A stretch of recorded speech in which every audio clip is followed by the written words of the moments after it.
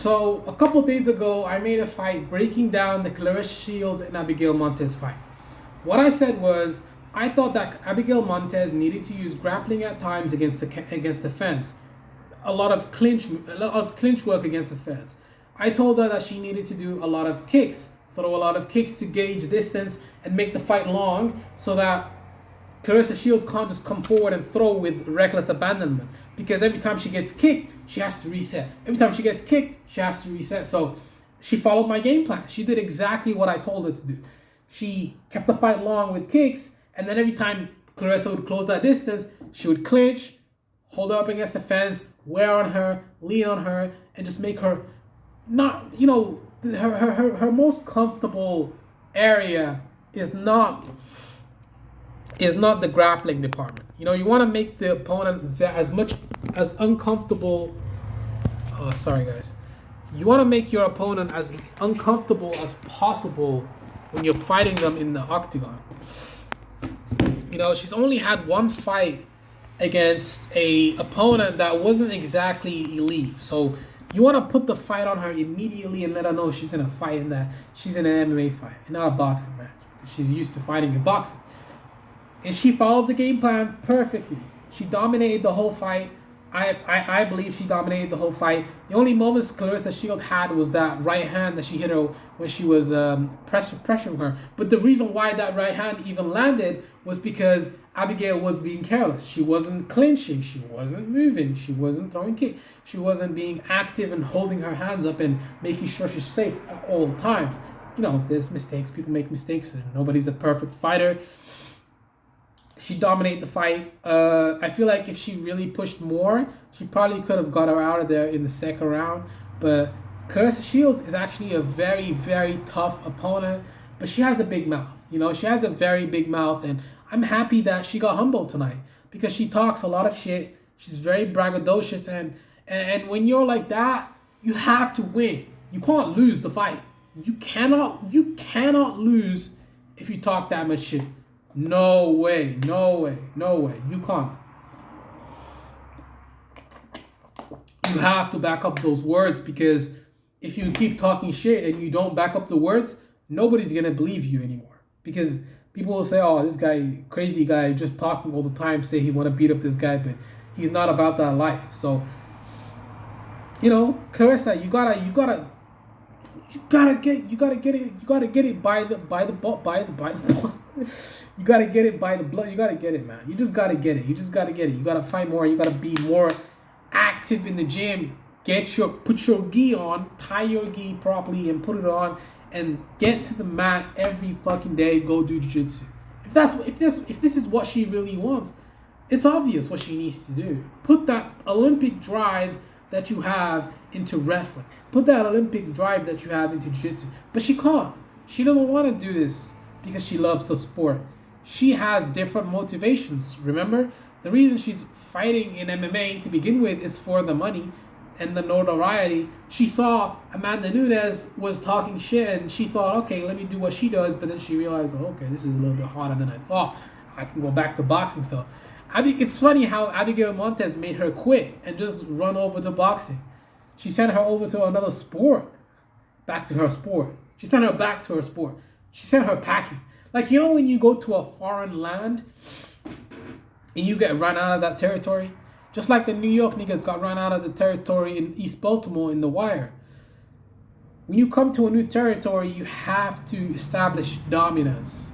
You have to win a fight in that territory. So Abigail Montes, she sent her back packing, sent her back to boxing, so interesting. And she got dominated in the fight with Brittany Elkin too. The only reason she won that fight was because Brittany Elkin quit. But Brittany could have won that fight. She had her in mount. She could have finished the fight. She just let her hands go, but she didn't want to. She was too laid back, too how do I say it? Very, very, very lackadaisical. Yeah, lackadaisical, if I could say it in lack of terms. But yeah, this fight was entertaining. It was fun to see Claressa Shields get shut up again. And who do I think she should fight next? I think she should go back to boxing. I think she should give up MMA, because her Her stand up is good, but she's a boxer, man. She's not an MMA fighter, and she's shown that she's not a good MMA fighter. She's not able to become a good MMA fighter. I think she should quit and go back to boxing. That's where the money. Look, man, you're not an MMA fighter, Claressa. You tried, you failed, and that's okay. You failed in a new sport. You tested yourself, but you failed though. Like that's the reality. You're not good at MMA. Go back to boxing. It's simple. She will go back to boxing. She's fighting Savannah Marshall, and if she gets knocked out in that fight, her confidence is gone. If she loses that fight, it's over for her. It's over. It's a wrap.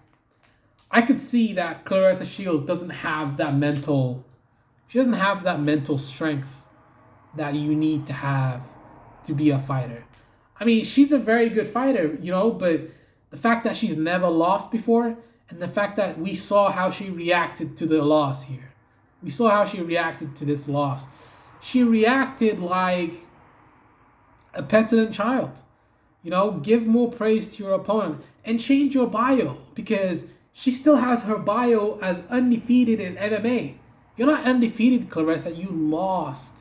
You're a loser in the grand sense of terms. It's kind of harsh. You're gonna say, "Oh, Phantom, why are you being so harsh to her? She lost. Show her some sympathy." But no, she's beat a lot of girls in boxing, hasn't she? I mean, she's crushed a lot of people's dreams before, and that's good. She did her job. She went out there and she won, and she fought very well. Congratulations in boxing, but you got dominated, man. Like that's pure domination, and Abigail Montes showed her who's boss. She showed her who's the daddy. Abigail Montes is the daddy. She's daddy. She's the daddy. She's daddy. She's the best. She's the best. She's the best. She's better than you, Claressa. She beat your ass. Whooped on you like a 5-year-old. Damn, when she was in Mount, that shit was like boom, boom, boom, boom, boom. But like, I don't understand why she didn't go to Mount earlier. I think she was in half guard, and then come on, she could have taken the back. But Claressa did actually a very good job of like putting her back against the fence, staying safe, and not getting submitted, which is great. She didn't get submitted. So that's something very interesting. She didn't get submitted, very, very excellent job to not get submitted. But you got dominated for 3 rounds. You didn't win a round, Maybe you could say she won the first round, but that would be a bit of a stretch. You'd only be saying that because you're a fan of Claressa Shields. But what I think she needs to fight another bum. Like a kickboxer or something in MMA. That also could be dangerous because she's not familiar with kicks. She's not familiar with low kicks, high kicks. She might get knocked the fuck out. I think she needs to go back to boxing. This was a mistake. It was a learning experience for her. What is she gonna do? Go back to jiu-jitsu, train for another 6 months? That's not really gonna change a lot. It's gonna change a little bit, but she's not gonna improve in 6 months and get better than Abigail. Abigail's already training. She's training as well. So she's getting better all the time too. You forget that. She's also getting better. You're getting better, but she's also getting better. She's also working hard.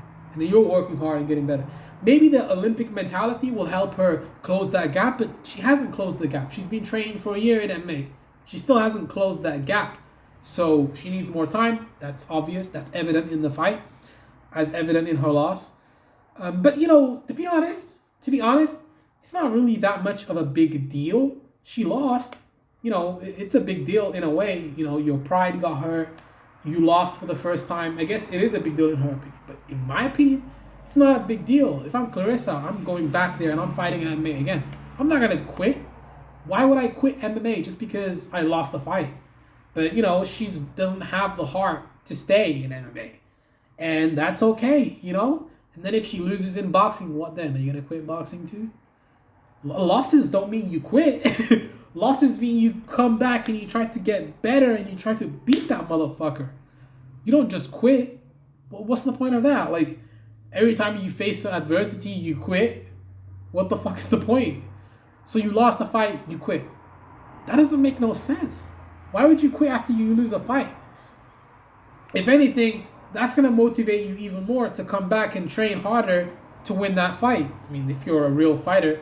But, you know, her motivations for this fight for MMA wasn't, you know, they weren't real motivations. Like, she wanted to become the best or...